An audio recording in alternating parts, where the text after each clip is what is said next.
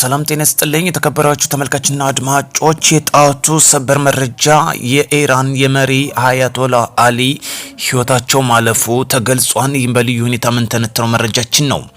የኢራን መንግስታዊ ሚዲያ የሀገሪቱ ከፍተኛ መሪ አያቶላ አሊ ካሚኒ በዩናይትድ ስቴትስ እና በእስራኤል ጥምረት ጥቃት መገደላቸው በይፋ አስታውቋል። የራሳቸው ሚዲያ ባወጣው መግለጫ ያመላክታል።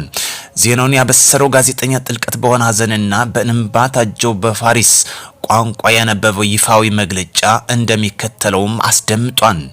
ያለ እረፍትና ድካም ለዘለቀው የሁሴን ተጋድሎ ህይወት በኋላ እንደ እስላማዊ ጥበቃ ጽኑ ተራራ በሆነው ታላቅና ሰማያዊ መንፈስ የርህራሄና የቁርጠኝነት አባት የሙስሊሞች መሪ ኢማም እና ክቡር አያቶላ ሰይድ አሊ ሁሴን ካሚኒ የኢራን እስላማዊ ሪፐብሊካን ቅዱስ መቅደስ ክብር የማስጠበቅ ጉዞ ላይ ሳሉ ጣፋጭን የሰማዕትነት ጽዋ በመጎንጨት ወደ ልዑል ሰማያዊ መንግስት ተቀላቅለዋል ሲል መግለጫ ሰጥቷል።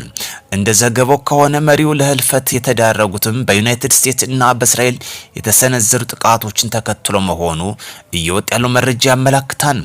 በዛሬው የካቲት 22 2018 ዓ.ም በጧቱ ባወጣው የኢራን መግለጫ ነው። ከሰዓታት በፊት ባወጣው በእንግሊዝኛ መግለጫ ወይም ደግሞ የኢራን ሚሊታሪ ፎርስ ባወጣው መግለጫ በህይወት እንዳለ ዘግቦ ነበር። ነገር ግን አሁን በጥቂት ደቂቃዎች ባወጣው መግለጫ በሀዘን ታጅቦ ይህን መግለጫ ሰጥቷል። ስለዚህ ምስራቅ ዓለም ወደ ለየለት ግጭት እንዳያመራ ቀጠናው ወደ ከፍተኛ ወደማይቀለበስበት ሁኔታ እንዳያመራውን ስጋትን እያጫረ ይገኛል። በዚህም ትራምፕ እና ቡድናቸው በኢራን ላይ የተፈጸሙትን እና እየተፈጸሙ ያሉ ጥቃቶችን በቀጥታ በላይቭ እየተከታተሉ መሆኑ ተገልጿል። በስቲዩሽን ሩም እየተከታተሉ እንደሆነ የሚያሳይ ምስልም ይፋ መደረጉ ነው የተገለጸ የሚገኘው። አሁን ያለው ውጥረት ከፍ እንዳለ ያመላክታል። በዚሁ ጋር ተያይዞ ዛሬ ሌሊት ላይም በእስራኤል ዋና ከተማ ቴልአቪቭ በተፈጸመ ጥቃት ብዙ ሰዎች መሞታቸውና በቁጥር ያልተገለጸ ብዛት ያላቸው ቁስለኞችም ወደ ሆስፒታል እየተጋዙ ማደራቸውን እየገለጸ ሲሆን የእስራኤል አሜሪካና ኢራን ጦርነት በቀጠናው ብቻ ሳይሆን ከዓለም ጫፍ እስከ ጫፍ ስጋትን እንዳጫረ እየወጣ ያለው መረጃ ያመላክታል። ለሀገራችን ብሎም ለዓለማችን ሰላም ያድርግልን። እጅግ አደገኛ የሆነ ሁኔታ እንድተቀሰቀሰ ያመላክታል። ይህም ዘገባ በአካባቢ ያለው ጂኦፖለቲካዊ ውጥረትም ወደ ከፍተኛ ደረጃ የሚያደርሰው ተብሎ ይጠበቃል። እንግዲህ አባታቸውን ተክተው ልጃቸው እንደሚመሩን የኢራን ሃይማኖት መሪ ይጠበቃል። በዚህም የጀግናው ልጅ እየተባለ የሚጠራው ሙጃብ አሊ ካሚኒም እንግዲህ እንደሚረከቡ ይጠበቃል። እሱም የዘጣ ፈንታ ግን ሊገጥሙ እንደሚችል ስጋቶች አሁን እያጫር ይገኛል።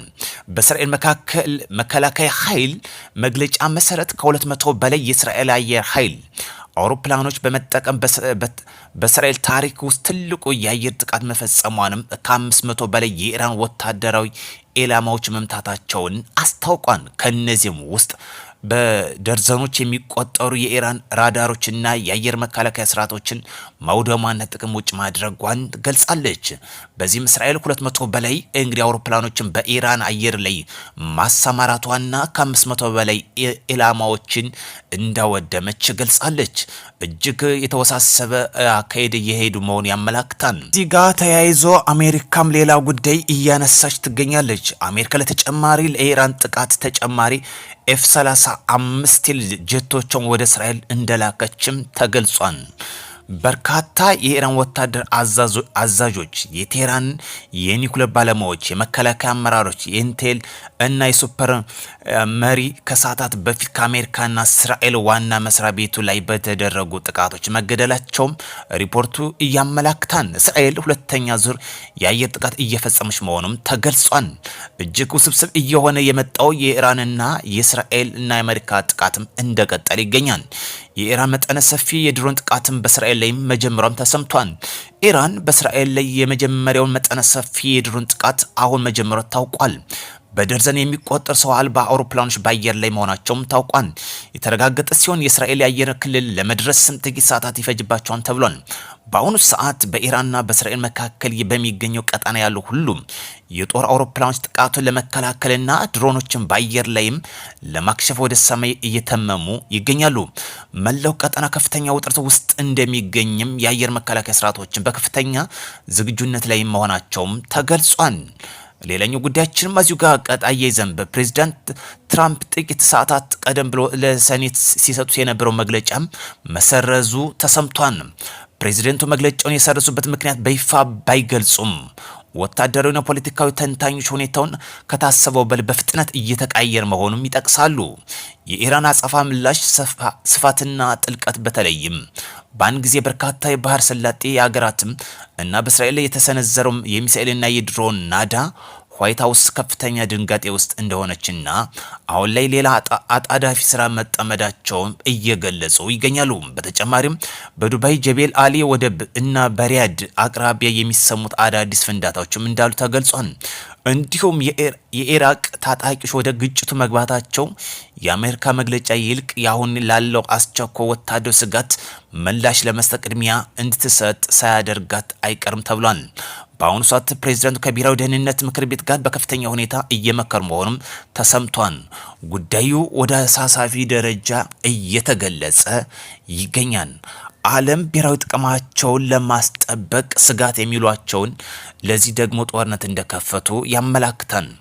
ዓለም ሰላም ያድርግልን፣ ሀገራችን ሰላም ያድርግን። ጦርነት እጅግ የዓለምን ኢኮኖሚ ቀውስ ውስጥ ይከታን ተብሎ አሁን ስጋት እያጫረ ይገኛል። በተለይ በናፍጣ በቤንዚን ያለው የገበያ ሁኔታ እንደሚንር ካሁኑ እየተገለጸ ይገኛል።